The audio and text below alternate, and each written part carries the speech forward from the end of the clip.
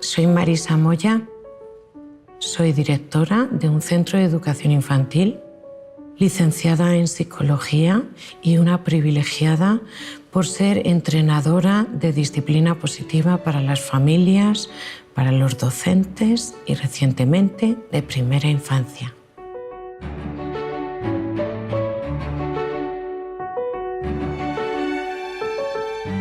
Hola Marisa, soy Mónica, soy mamá de dos peques de 8 y 4 años y estoy absolutamente encantada de estar contigo hoy y que podamos tener esta charla.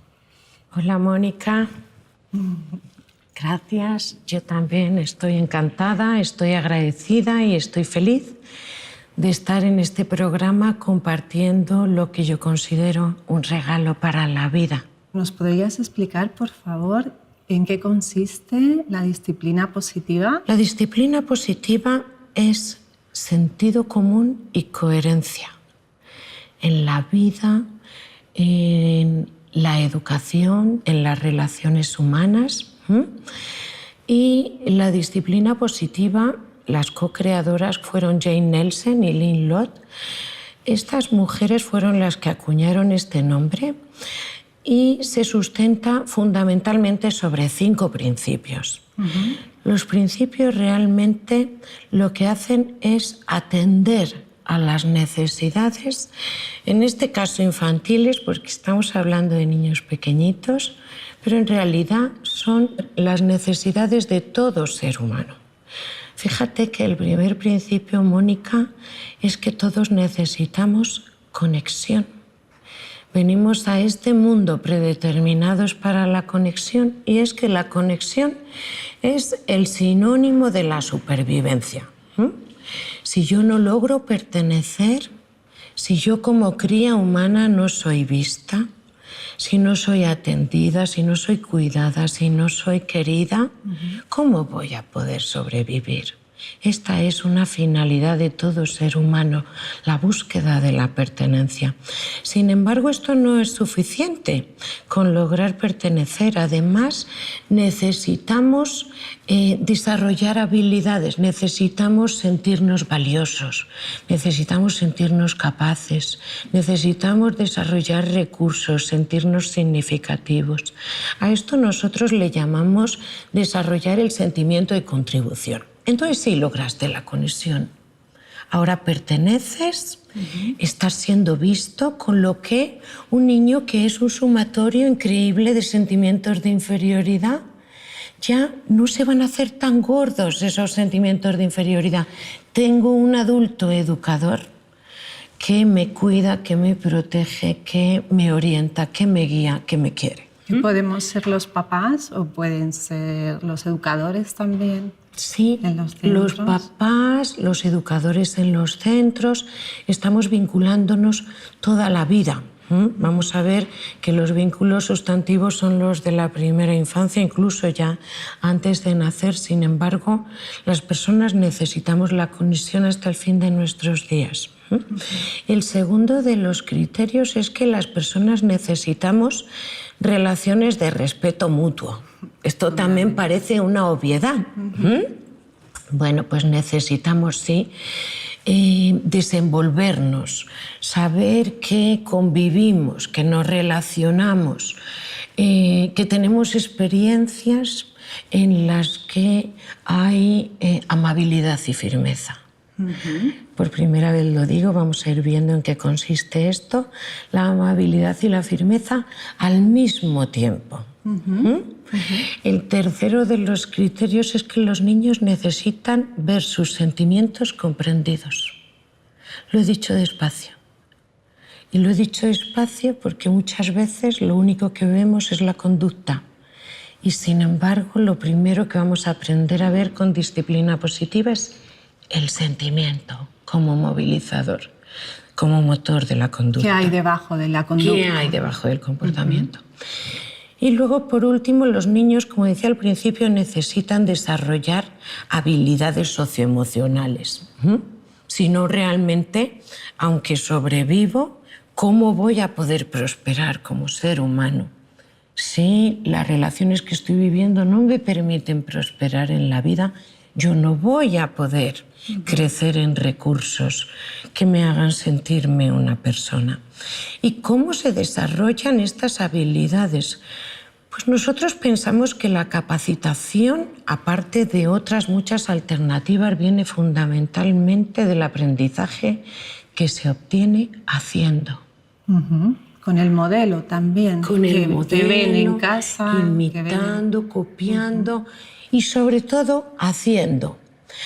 Siendo acompañado siempre en ese proceso de hacer de dos ingredientes de los que también vamos a hablar en esta conversación, Mónica, muy importantes para la disciplina positiva y que no tienen que faltar en la relación educativa: la confianza y el afecto por parte del educador. Este es el acompañamiento, esta es tu tarea educadora, esta es tu tarea y tu rol quizá más importante: acompañamiento desde el afecto y desde la confianza. En esta dirección que apunta, sobre todo la parte de herramientas que acabas de nombrar, me parece importante que podamos partir de ahí y ver cómo la disciplina positiva nos puede ayudar con esas herramientas a los papás y a las mamás que nos vemos ante dificultades muy variopintas en nuestro día a día con nuestros pequeños.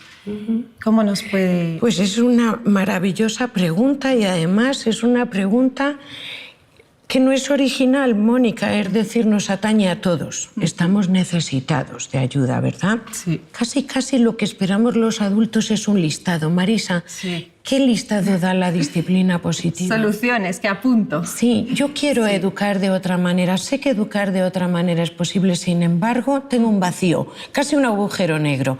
He despreciado, he descartado, he desestimado herramientas que no sientan bien a los niños, pero Marisa, de esas otras, de las que les sientan bien a la infancia, a la sociedad y, por qué no decirlo, a la humanidad, esas no me fluyen, esas no las tengo no me salen de manera natural. Tengo en el repertorio. Sí. Mira, Mónica, esta necesidad que tú expresas con esta pregunta, yo le llamo foco.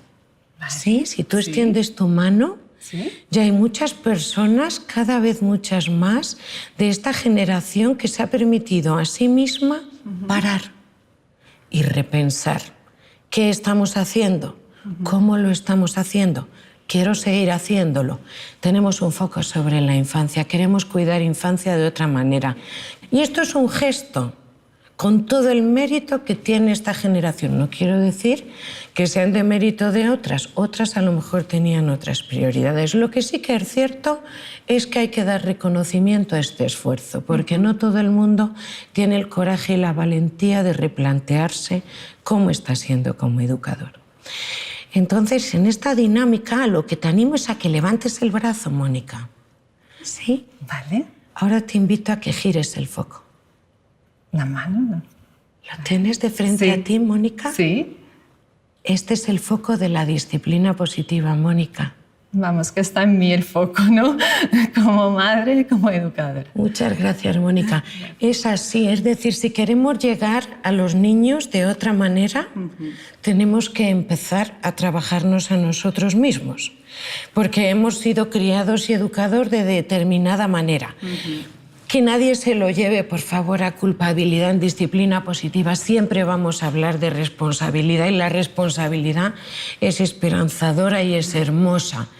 Nadie tuvo la intención mala de hacer las cosas regular o medianamente bien. Sin embargo, sí que somos responsables. ¿No te gustan los resultados? Pues vamos a ver qué es lo que podemos cambiar. De primeras, la disciplina positiva es permitirse la revisión de la actitud. Es permitirse la revisión de nuestras creencias, a veces las más profundas. ¿Por qué? Porque gozamos de una influencia increíble en momentos determinantes de construcción humana.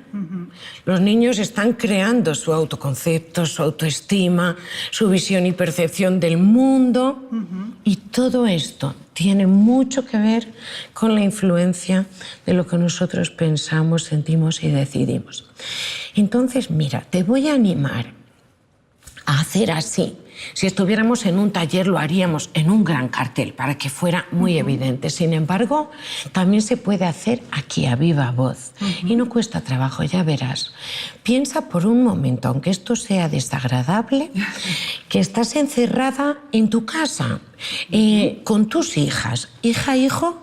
Son 2 niñas. Con 2 niñas. Sí. Estás encerrada, lo digo el término con todo el conocimiento porque está lloviendo mucho.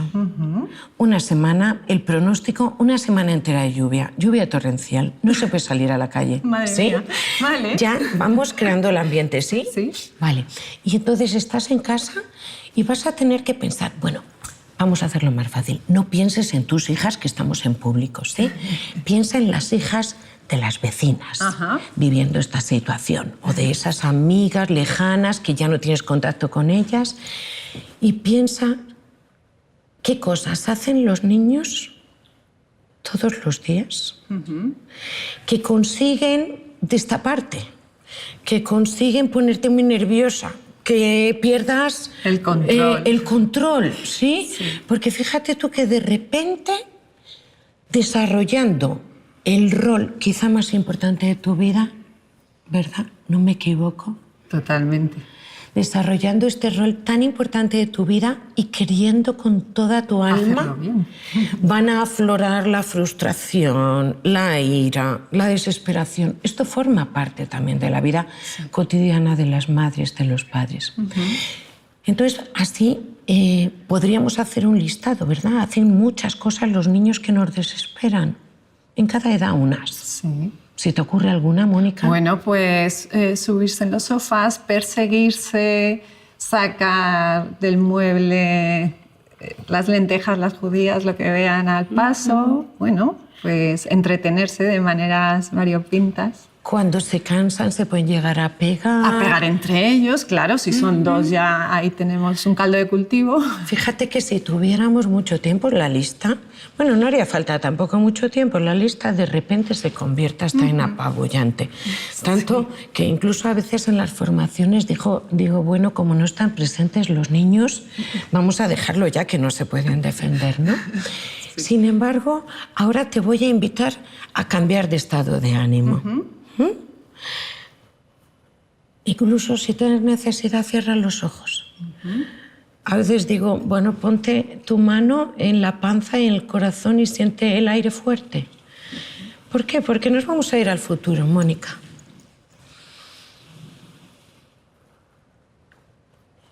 ¿Sí? Pasaron 20 años, Mónica. Sí.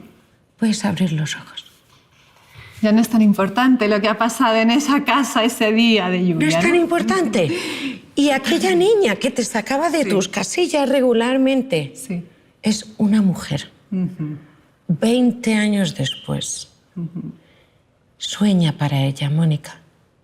Sueña qué regalos en forma de cualidades, de características que le sirvan para ser, entre comillas, feliz, adaptativo, porque hay que serlo, y también transformadora, una mujer transformadora de su mundo, de su casa, de su empresa, de su pareja, de su sociedad. ¿Qué se te ocurre? ¿Qué cualidades le regalarías a tu hija?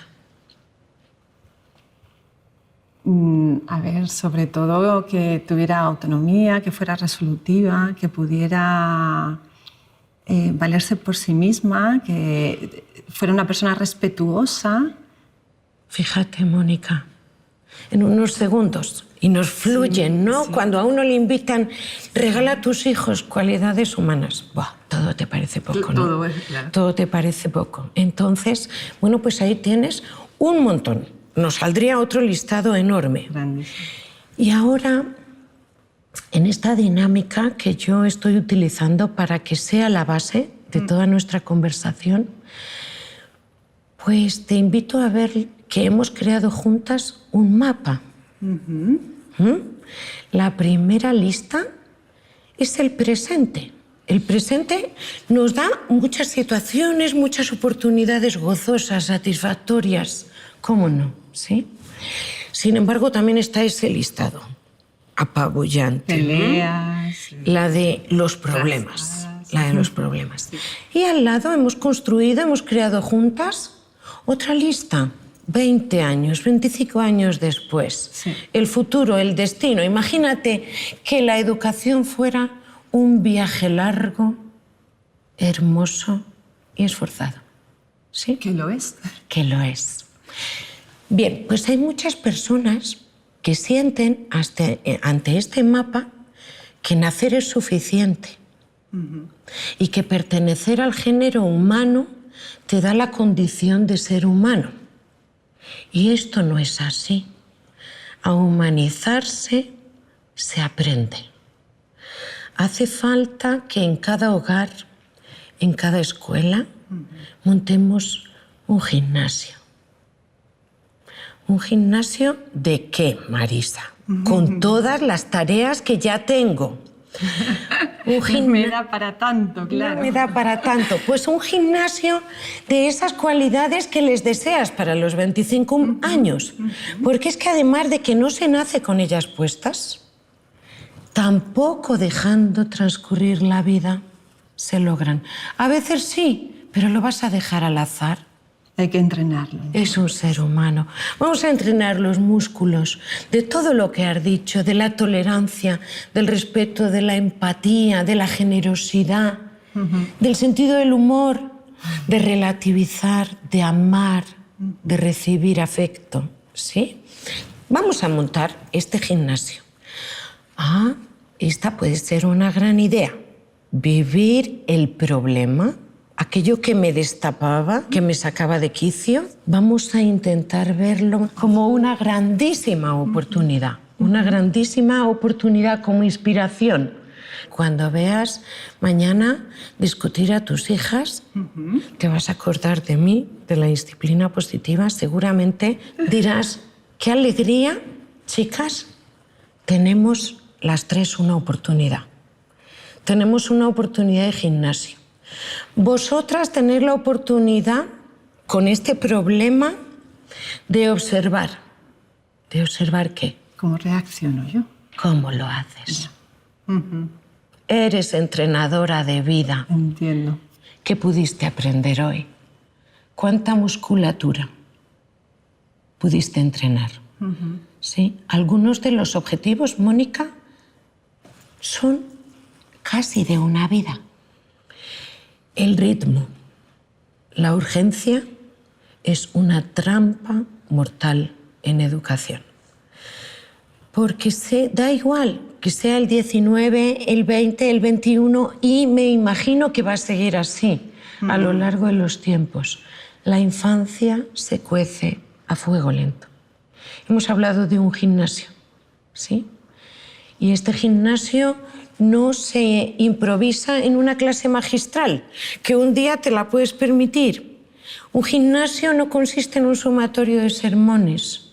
Dijimos con los criterios de la disciplina positiva, los niños necesitan capacitación en recursos para convertirse en personas. Y la capacitación se logra fundamentalmente haciendo. ¿Sí?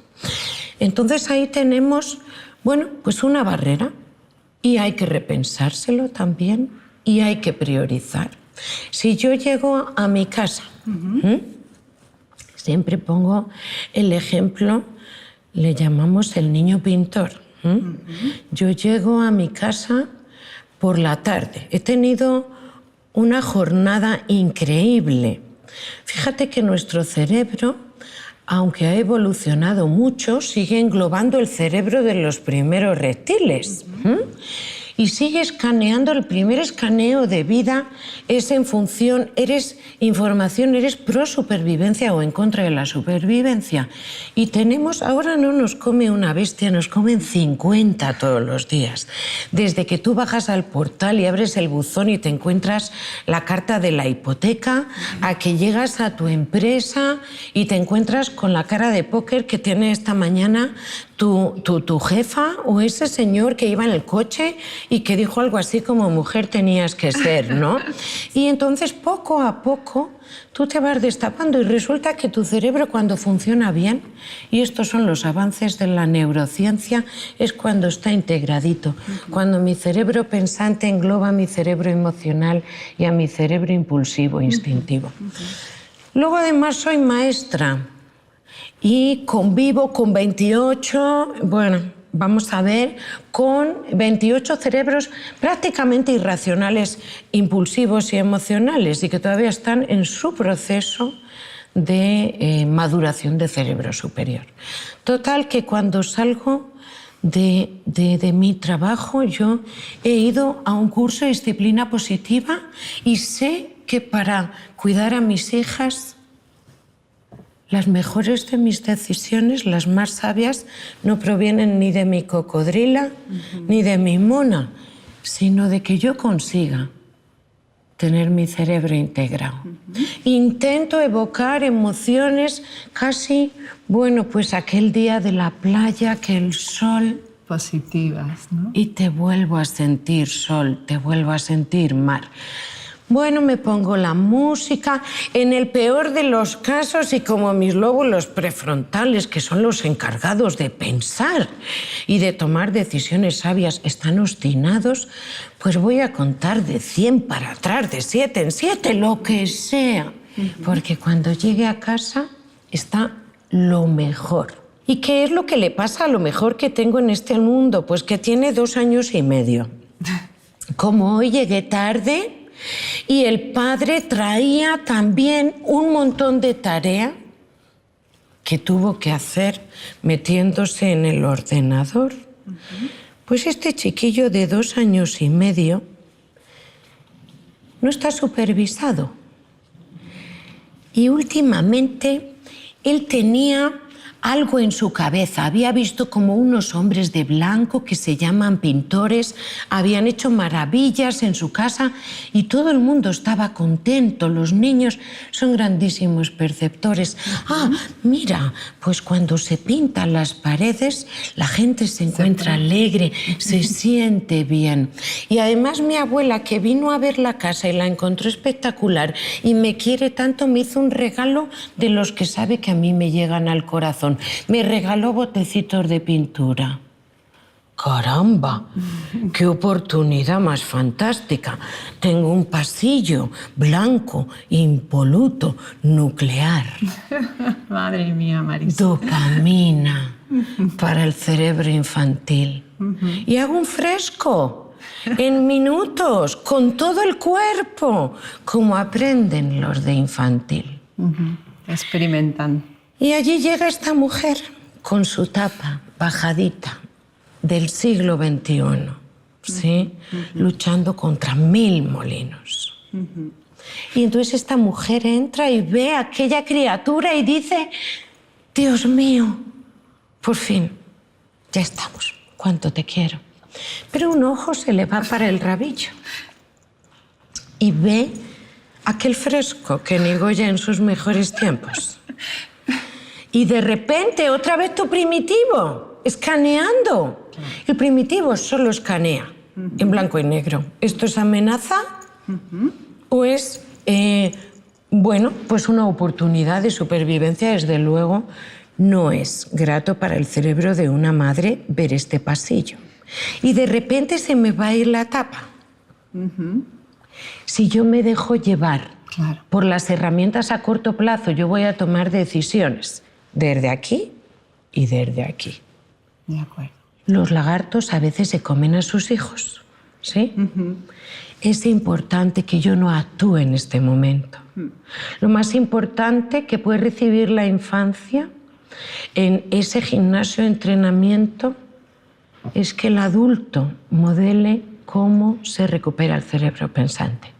¿Sí? ¿Qué le recomiendas a esa madre que haga en ese momento en que seguramente lo que le entran ganas es de ponerse a gritar y a escenificar allí? ¿Es un comportamiento, es un mal comportamiento el de este chiquillo? Claro. Es una gran pregunta. ¿Se ha comportado mal o se ha comportado en función de lo que él ha sentido que iba a agradar o que estaba...? Es un niño de primera infancia. Claro. ¿Cuál es su deber? Divertirse, Hacer jugar. y explorar. Con todo su cuerpo. Tenía él razón. Porque si no tiene millones de neuronas sin tarea, esperando la información para establecer sinapsis, para hacer sus redes, para establecer sus autopistas cerebrales, luego él necesita hacer, él tiene que absorber el mundo. Él estaba haciendo lo correcto, ¿sí? Ya. No vamos a hablar del padre y de la supervisión. ¿Bien? Primera infancia siempre tiene que estar supervisada. ¿Qué es lo que pasó? No había una supervisión para satisfacer la necesidad infantil. El niño necesita pintar. En primera infancia no digas apenas noes. No tienen significado para ellos. Limítalo a lo justo y necesario. Sin embargo, muéstrales la alternativa. Diles lo que sí pueden hacer para satisfacer necesidades que son con la fuerza de un huracán. Vienen predeterminados para explorar. En este momento yo lo que aconsejo a esta madre es que respire. ¿Sí? ¿Se marcha a otro espacio a lo mejor? Sí, cierra tu boca, porque si abres la boca cuando estás en tu cerebro primitivo, van a salir cosas de las que luego no vas a estar contenta. Y tampoco van a ser efectivas para el niño que de repente estaba con su cerebro integradito y a través de neuronas espejo y de tu gran estallido también se destapó, con la diferencia de que los pequeñitos luego no tienen herramientas para recuperar su centro. Tu calma es su calma. ¿Sí? Si queremos solucionar la situación, tiene que ser desde cerebros pensantes. El de 2 años y medio hasta donde llegue. ¿Sí? Entonces, en ese momento, pues a lo mejor hay que tirarse al suelo, hay que ponerse un barco de papel en la panza y a ver cómo tenemos la marejada de alta. Y respirar y respirar. Y a lo mejor tiene que pasar un tiempo hasta que yo pueda retomar la situación. Una vez que yo retome la situación y ya esté centradita y que el cerebro infantil también esté receptivo, tenemos la receptividad cuando los 2 hemisferios están integrados, entonces sí, ya tengo su atención. No me interesa culpabilizar a mi hijo. No me interesa buscar culpables, ni herir, ni lastimar, ni etiquetar. Cuidado con la magnitud que ponemos al hecho educativo. A veces lo que hacían los niños, como comentaba, tan solo es comportamiento apropiado por edad. Sin embargo, tu intervención le dio una magnitud que incluso puede interesarle. A la hora de poner límites, por ejemplo, que me gustaría que habláramos un poco de esto, de cómo poner límites a los pequeños, cómo hacer para limitar sus conductas y no caer en castigos, por ejemplo, o en otro tipo de herramientas que muchas veces se ponen sobre la mesa y que creo que en este sentido no están aportando a lo que nos has explicado de disciplina positiva, ¿no? Tú necesitas reglas estrictas para controlar a otro. Esto no es el límite en disciplina positiva. ¿Cómo sentirías que es un límite si yo te digo que es una tarea que tiene sentido para tu vida? ¿Más tranquila? ¿Más tranquila? Sí. Sí, porque a nadie le gusta ceder en su espacio. Esto ya de la pauta, la regla, la norma, ya suena a, bueno, voy a tener que ceder, no voy a hacer todo lo que yo quiera. Bueno, pues esto es para la disciplina positiva. Las pautas no son reglas labradas en piedra, no es un proceso unilateral que ha inventado alguien y que a ti solo te tiene en cuenta como mero receptor. ¿Por qué? Pues porque si es así, es fácil que yo logre obediencia. La obediencia es una actuación, no es respeto. La obediencia está basada en sentimientos de miedo y culpa. Esto no me debe interesar como educadora. Pero también, a la vez que su misión, estoy haciendo una invitación a los niños y niñas para otro tipo de reacción, y es la rebeldía. Y de esto, por ejemplo, mi generación sabe un poco, ¿sí? Entonces, ¿qué es una pauta que sirva para vivir? Pues precisamente eso. Son normas, procesos de construcción de normas que los niños van interiorizando a medida que van cobrando sentido para su vida y le van encontrando la motivación y el aliento que supone el esforzarse. ¿Por qué? Porque me permiten respetarme a mí mismo, me permiten mantenerme seguro, pero también me permiten comprender a los demás y de la misma manera intervenir en mis comunidades con contribuciones que me hagan sentir útil y participante del bien común. Bueno, no parece una mala propuesta, ¿no? Entonces, ¿cómo vamos a hacer esto? Claro, tenemos que consensuarlo con ellos. ¿Cómo logramos que lo sienta como una pauta? Mira, en primera y no infancia, un límite, como decía. Los límites los pone el adulto, sí que es todavía unilateral. Tienen que ser poquitos, que sienten bien, que sirvan para mantener la seguridad del niño y que vayan situándolo en un pequeñito espacio. Y el límite siempre tiene que ir acompañado de esa alternativa que decíamos antes. En esta pared no se pinta, se puede pintar aquí. Darle siempre una alternativa. Sí, no le des un no para toda la vida a un niño. Lo primero es que no va a poder cumplirlo. Por mandato, como decíamos antes, imperioso de su cerebro, afortunadamente. Pero si los niños no fuesen tenaces, muchos de ellos se quedarían atrofiaditos, pobrecitos. O sea, a pesar de ti, adulto, consigo desarrollar todo mi poder exploratorio. Luego ya a partir de que los niños van desarrollando la empatía, 5 o 6 años, ya entonces sí que vamos a hacer compromisos. Sí, hay muchas herramientas de disciplina positiva en las que hay resolución conjunta de problemas.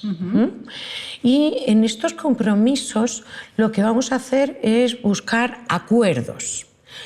Que el niño o la niña va a tener más intervención, va a lograr una participación y una involucración más grande a medida que va mostrando la ejercitación de la responsabilidad. Porque fíjate tú que nos estamos jugando nada más y nada menos que la responsabilidad interna de una persona. No el que me controle ni actúo bien cuando está ahí el control. Sino que sale de mí. Sino que sale de mí. Claro. Es muy importante.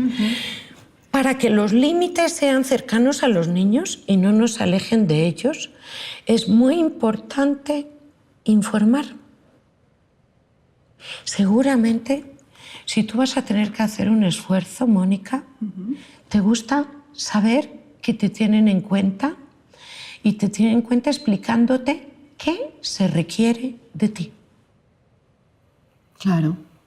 ¿Te gusta saber cuál es el objetivo? ¿Te gusta saber qué recursos tenemos en nuestra clase o en nuestra familia para conseguirlo? ¿Esto te hace sentir aliento? Claro. Pues esta es una base inexcusable. Otra parte importante de la información, palabras que son definitivas para la humanidad, la tolerancia, la generosidad, como decíamos al principio. ¿Y qué significado tienen para los niños y las niñas? Si pudieran, nos dirían, ¿y cómo se hace? Claro. ¿Cómo se aplica si no sé. en la vida real? Entonces, cuando un límite en tu comunidad tenga esa palabra, ese término grande, que es necesario, que es imprescindible, nos hacemos columnitas en carteles, más o menos lúdicos, creativos. Cuanto más juego haya en la vida del niño, mucho mejor se lleva. No solo en la vida del niño, ojalá no se eliminara en toda la vida el componente lúdico, ¿no? Y entonces le vamos a decir, sí, el respeto se hace en nuestra casa así. Quería también hablar sobre los adolescentes, porque hablamos mucho de niños. Y pueden muchas familias decir, o que nos están viendo y decir, madre mía, y yo ya que no he hecho todo esto antes, no estoy a tiempo. ¿Sí? Estoy a tiempo de hacerlo, no estoy a tiempo de hacerlo, claro. Es una pregunta para mí muy importante, sí. Es importante. Yo, antes de ser entrenadora de disciplina positiva, ya había tomado una decisión. Soy responsable de la educación de muchos niños pequeños. Llevo toda mi vida dedicada a cuidar infancia. Y de alguna manera había llegado a la conclusión de que los centros escolares y los hogares, que tendrían que ser ese entorno casi exclusivo o de panacea, donde, bueno, pues el principio, el valor, el amor, la comprensión se mamen, nutran cada día esos centímetros de nuestra individualidad y de nuestra persona. Y paradójicamente nos encontramos con que los niños viven situaciones que no deberían vivir, ¿sí? El castigo no es una estrategia educativa. El castigo es inseguridad adulta. Bien es cierto que no hay mala intención, que los adultos queremos educar, que nos asustamos por ¿y si no atajo esta situación en este momento, qué va a ser de él, qué va a ser de ella? Y entonces me asalta el miedo y lo que decíamos antes, controlo. Y entonces ahí viene la humillación, viene la vergüenza, viene el hacer sentir miedo, viene la etiqueta en cualquiera de sus modalidades. No hay etiqueta positiva, ninguna es valiosa. Entonces, bueno, pues cuando los niños se están portando mal, están poniendo una solución a su problema. Ya. Podríamos decir que la conducta es la punta de un iceberg y que ahí debajo, ahí está todo el motor que llevó a la conclusión al niño, qué percibió de la vida, cómo lo interpretó, qué creencia errónea instaló en su mente sobre cómo recuperar. Soy una niña, me ha venido un hermano, me han dicho que es un gran regalo, sin embargo, me asusto, me muero, creo que no soy importante para vosotros. ¿Cómo recupero? ¿Sí? Y de repente esta mujer va a dejar de comer. Y su papá y su mamá van a ir hacia ella y le van a decir, ¡oh! Estás enferma, corazón. Los niños, como grandes científicos, han notado. Apareció la ternura, os recuperé. No comer funciona. Sí, constatación casi científica. Y de repente el adulto se convirtió, sin saberlo, en alimento de una expectativa que funciona. Y así se van construyendo patrones y plantillas para la vida. Pero esta niña otro día va a dejar la hora que tenía ya su secuencia para ir a dormir y se va a mostrar temerosa, enfadada, asustada, va a tener rabietas y el adulto se va a enfadar muchísimo y va a hacer cosas extrañísimas a la hora del sueño e incluso castigar. Castigar con retirada de seguridad. Y te meto en mi habitación y ya te he dicho que tienes que dormir. Y voy y te lo repito y cada vez en un tono más alto. ¿Sí? Y esto solo está alimentando la amígdala, que llega a desbordarse. La tormenta emocional que tiene el niño es grande y no tiene herramientas porque la construcción de la autorregulación y del autocontrol, esas habilidades son funciones ejecutivas superiores que tardan mucho tiempo en ejercitarse y que además has tenido que ir mucho al gimnasio. El error para nosotros, el mal comportamiento, es oportunidad. Lo dije al principio y tengo que repetirlo muchas veces. Es oportunidad, esto nos cuesta muchísimo verlo al adulto. ¿Y de qué es oportunidad? De dos pasos muy importantes. Uno de conciencia emocional. Si yo estoy en una equivocación más o menos seria, yo tengo que utilizar este proceso para saber qué sentimientos me movilizaron a tomar esa decisión Y las casas, los hogares, las escuelas tienen que llenarse de términos emocionales que le hablen al niño sobre sí mismo, sobre esa base que es inspiradora de creencias y también de la manera en la que tú etiquetas la vida o te conduces en la vida. ¿Qué emoción siento? Si yo no sé bien qué emoción siento, ¿cómo voy a acertar con la herramienta de modulación emocional? Pues de la pura chiripa, ¿sí? Hay que ayudar a identificar. Identificar, conciencia emocional, siempre, siempre. Qué bonito. O sea, que el niño acaba de pegar al otro niño y usted con palabritas tiernas. Sí, es imprescindible. Porque si yo no aludo a lo que fue el impulso, a lo que fue el instinto, a lo que fue mi movilizador, el niño no sabe de dónde ha partido, de dónde le vino aquella decisión. Y mientras tanto, esto al niño le valida emocionalmente. Es muy importante a la hora de abordar el error que los padres y los niños sepan que lo que siento no es lo que soy, no es lo que hago. ¿Sí? Tu conducta no eres tú. Esto es. Si yo me equivoco, yo no soy un error. Muy importante. ¿Por qué? Porque lo que sientas es aceptable y sentir es imprescindible y no hay más que hablar. Sea cual sea la emoción que sientas. Sea cual sea. Se está aprendiendo del proceso del error contemplado como oportunidad siempre. La adolescencia, creo que es Jane Nelsen, en su libro sobre adolescencia, ella y Lynn Lott han hecho muchísimas publicaciones sobre su trabajo y sus investigaciones y sus talleres, que son oro pulido para las familias y las personas que queremos mejorar en educación. Y ella dice, bueno, la adolescencia viene a ser como tu segundo nacimiento. Creo que la frase no es suya, pero bueno, yo la tengo vinculada a ella, ¿no? Y entonces dice, la primera vez tú naces de tu madre y en la adolescencia tienes que nacer para ti misma y para el mundo.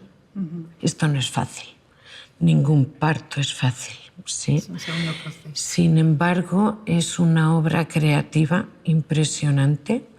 Y así hay que ver la adolescencia. El niño, la niña, el joven está naciendo para sí mismo. Se está desapegando de sus vínculos familiares, aunque luego los va a retomar, no te preocupes, madre, padre, para pegarse a sí mismo y para pegarse al mundo grande de la sociedad. Importante que es, pues que ahí es realmente donde el gimnasio empieza a notarse más.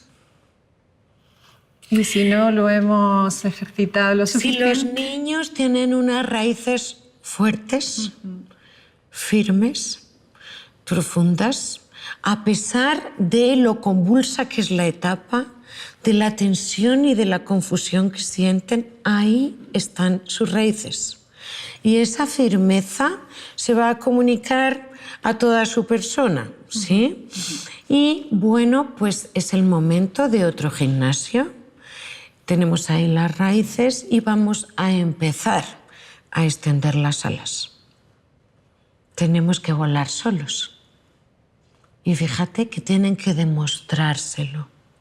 Sus relaciones, las atmósferas, lo que viven, lo que sienten, lo que piensan, lo que deciden, tiene que llevarles a la conclusión de que sí, tu proceso de individualidad es ok, ¿sí? Entonces, más que nunca, si el control nunca sienta bien, el control como dominio de otra persona, no te metas en luchas de poder. Esta vez es posible que no ganes. ¿Sí? Hay que ganarse a los adolescentes para la cooperación, no ganar a los adolescentes a costa de lo que sea. Trabaja muchísimo la comunicación, fuera sermones, fuera clases magistrales, ya has dado muchas, ¿sí? Ahora lo que toca es el momento de la complicidad. Ellos tienen que tener su mundo, su intimidad, sentirse cómodos con el lío emocional que tienen. Pide permiso para las conversaciones, que esté receptivo, pregunta, Utiliza mucho más que nunca, otra vez casi como en la primera infancia, la creatividad, lo hipotético. No lo pongas en primera persona. ¿Quiere conversar? Te va a hacer un gesto. Pues venga, prende ahí, ¿sí? Ahora, si yo me voy directamente y le voy a decir, ni se te ocurra esta noche, porque es que como se te ocurra, la vamos a tener, te voy a retirar todas las pagas y todos los privilegios. Bueno, pues vamos a ver, que sepas que al menos ese día el gimnasio lo perdiste, el gimnasio lo perdió, y la invitación es a la resistencia y a la rebeldía. Mídete bien, a ver con cuántas fuerzas dispones, ¿bien? Entonces, muy importante que los niños sepan que estás ahí. Pero Marisa, ¿hay un punto de no retorno? Sí, los errores, los niños, vamos a ver, tienen que saber que los errores en la adolescencia no se deshacen. Un error no se deshace. Y, no digo pero, y siempre hay oportunidad de aprender de ellos. La esperanza nunca tiene que faltar en la vida de los niños ni de las personas. ¿Te acuerdas que decíamos antes la lupa de la fortaleza? Metí la pata, me equivoqué, con consecuencias incluso serias. Eso ya no lo puedes deshacer.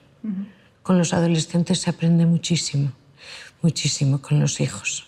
Parece que es su gimnasio y de nuevo tienes una grandísima oportunidad de renacimiento personal. Hemos hablado mucho en nuestra conversación sobre familias, sobre hogares, sobre padres, madres. Y me gustaría que me dijeras qué pasa en las aulas, qué podemos hacer. Desde la disciplina positiva se puede trabajar en aula cuando tienen tantos niños, cuando el esfuerzo es inmensamente mayor que en el propio hogar. Fíjate que empezabas esta conversación diciendo, siento que la vida del siglo XXI pudiera ser incongruencia con la necesidad infantil, ¿no?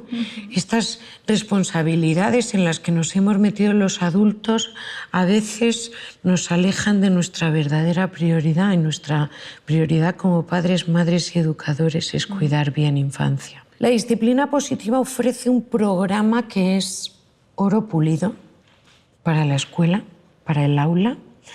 No es fácil con los 28 niños, igual que no es fácil con el ritmo de padres y madres. Bueno, pues ahí vamos a ver, vamos a tener que revisar. Hay que revisar, Bueno, yo si me dejo llevar por mi efervescencia, yo lo que pido es una revolución, ¿sí? Porque ya no vale hacer parchecillos. Lo que necesitamos es que el planteamiento sea muy otro. ¿Y cuál es ese otro planteamiento? Pues mire usted, es importante que un centro tenga en cuenta pues, el conocimiento cognitivo, el académico, y que esta sea una prioridad. Sin embargo, un centro del siglo XXI no puede pensar que la disciplina que usa va a tener que ser de castigos y premios para conseguir optimizar lo académico. Ya hay tantos estudios tan importantes que nos están diciendo que si los niños no ven sus habilidades socioemocionales contempladas en la escuela, si los niños no ven comprendidos sus sentimientos y abordados en las estructuras cotidianas de la vida de la escuela, es muy difícil aprender bien y es muy difícil que baje el comportamiento disruptivo. Luego habrá que tomar nota. A veces cuando un maestro, un profesor me dice, sí, yo tengo la presión de la programación, y digo, es cierto, realmente la disciplina positiva es un proyecto de comunidad y tiene que empezar por los equipos directivos, ¿sí? Y tienes esa presión, pero yo luego le digo, ¿y qué importa toda tu programación si solo tienes un cuerpo y perdiste su mente? No has conectado, claro, con él. Invierte tiempo en preparar el terreno, en trabajar habilidades socioemocionales, en que los niños puedan conocer cuando se estresan, qué recursos hay en su aula para regular la intensidad emocional, que los niños tengan recursos que sepan que pueden comunicar sus sentimientos, sus pensamientos, que pueden expresarse. Claro, es muy fácil que nos pasemos todo el día diciéndoles así no, y que esto además suponga, pues te vas al pasillo o te vas a tu casa. Los reglamentos de los centros siguen incorporando este tipo de estrategias. En el año en que yo nací, lo digo abiertamente, bueno, por fin se reconoce que algunas estrategias educativas son inaceptables. Sí, yo llevo una vida entera. Esto está aceptado legalmente, que algunas estrategias no son aceptables, pero el recorrido es demasiado lento. Necesitamos cambiar nuestras destrezas, nuestras habilidades. La intención, el corazón del maestro es muchísimas veces poroso, permeable, grande, flexible, entregado. Sí, porque es vocacional. Y lo dice una maestra. Sin embargo, también digo con dolor cuando nos permitimos pues, el confort de la comodidad. También es cierto que nos da miedo. Estamos con 28 almas. Si yo abandono mis herramientas mientras construyo las nuevas, ¿qué va a pasar? Entonces, mucha comprensión para los centros, que sepan que existen proyectos hermosísimos. Y bueno, tardaremos más o menos. La inspiración está ahí, la información también. No podemos hacernos todavía o seguir haciéndonos los sordos o los ciegos a una evidencia. Es una evidencia ya. Se puede educar mejor. Me gustaría que nos dieras un mensaje para aquellas familias que han hecho incluso lo contrario a lo que hemos estado hablando, que hay esperanza. Bueno, pues mi mensaje es: ten el coraje de la imperfección. Ten la valentía y el coraje de la imperfección. No hay padres ni madres, maestros ni maestras, no hay seres perfectos. La información es un tesoro que ya tenemos, que otras generaciones no tenían, educaban en automático, como les habían educado a ellos, y ahora tenemos información de muchísima gente importante trabajando por y para la educación, con los educadores, con los padres y con las madres. Como ya veía Adler hace casi un siglo, la humanidad va a mejorar cuando padres, madres, maestros y maestras seamos capaces de adquirir y de aprender destrezas. Y luego, pues no desesperes, sé compasiva contigo misma. Esto va a ser alentador porque no se cambia de un día para otro. Una vez que estás de acuerdo con la información y que la disciplina positiva tiene sentido para ti, ahora se inicia el proceso de cambio. Y un proceso de cambio de destrezas humanas no es un milagro y tampoco es magia. Este es tu proceso de cambio. ¿Sabes cuándo lo vas a empezar? Porque es una decisión personal. No sabes cuándo se va a acabar. Probablemente dure toda tu vida. ¿Merece la pena? Contéstate. Contestémonos. ¿Por qué? Porque nada más y nada menos que tenemos cada uno de nosotros. Mis talleres siempre hablo de tu parcela de poder, que no te la quite nadie. Un día te puedes quejar y echar las culpas a la administración, a las leyes, bueno, porque estás cansada, porque estás harta. Sin embargo, yo a lo que invito es: coge tu parcela de poder. ¿Cuánto mide? 1 metro, coge las riendas. Ahí tienes toda tu influencia y todo tu impacto. Ahí es donde van a ir las semillas.